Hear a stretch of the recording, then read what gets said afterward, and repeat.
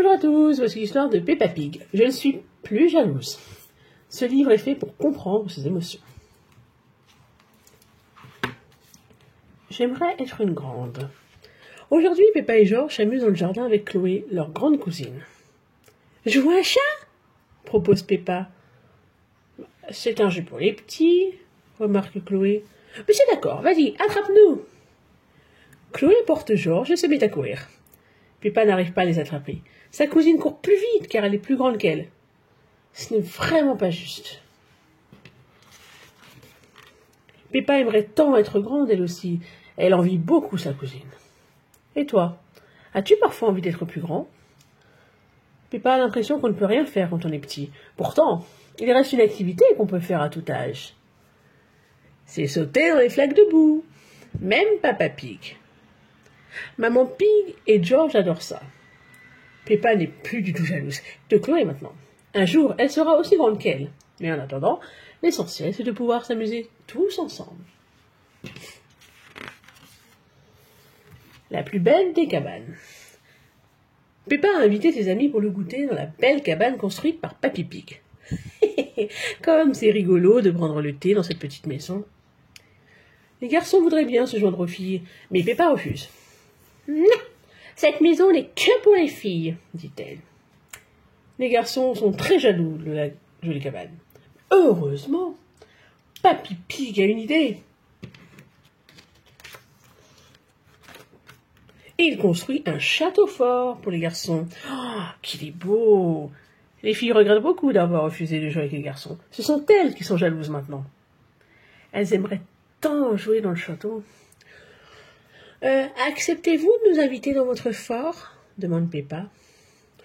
Seulement après avoir pris le thé avec vous dans la cabane, répond Danny. Tout est plus amusant quand on partage, n'est-ce pas? Je ne sais pas siffler. Ce matin, Peppa entend un très joli petit air de musique. C'est Papa Pig qui siffle en lisant son journal. Peppa aimerait beaucoup savoir siffler.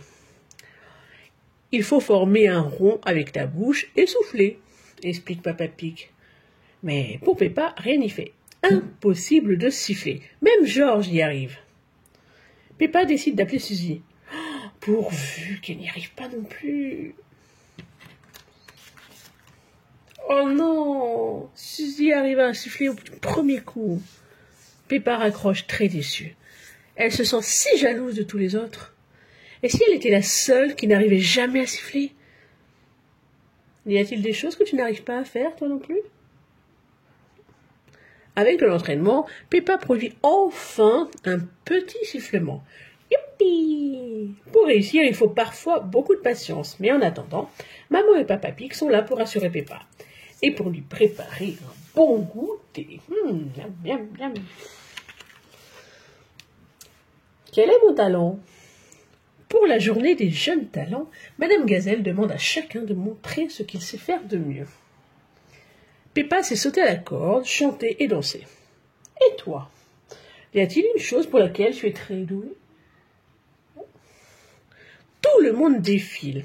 Candy fait de la corde à sauter, Zoé chante une chanson et Suzy danse en rythme. Oh non! Candy, Zoé et Suzy sautent, chantent et dansent mieux que Peppa. Elle voudrait tant montrer à ses amis un talent rien qu'à elle. Oups.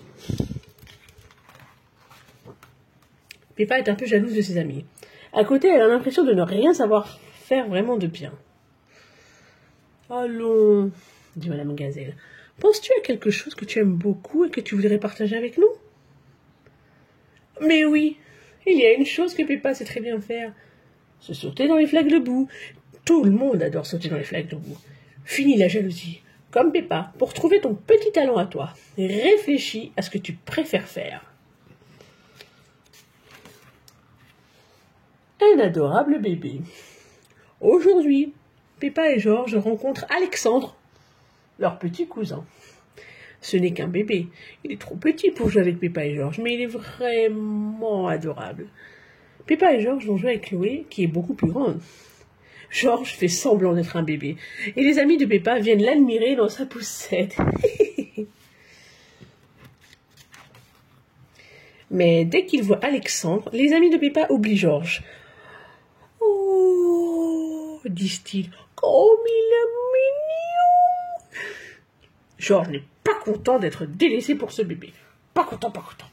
Dans sa poussette, il se met à pleurer.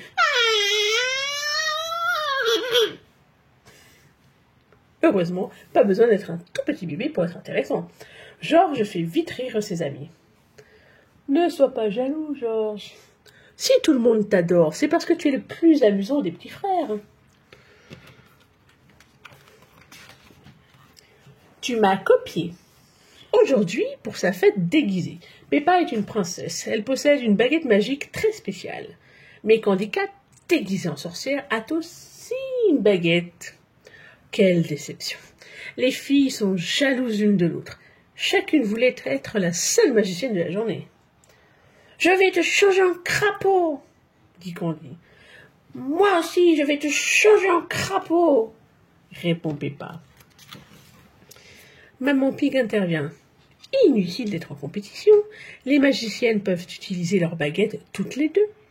L'important, c'est que tout le monde s'amuse. Maman Pig a raison. Peppa et Candy font la paix. Avec leur super pouvoir magique, elles désignent ensemble Rebecca Rapide comme gagnante du concours de déguisement. Bravo!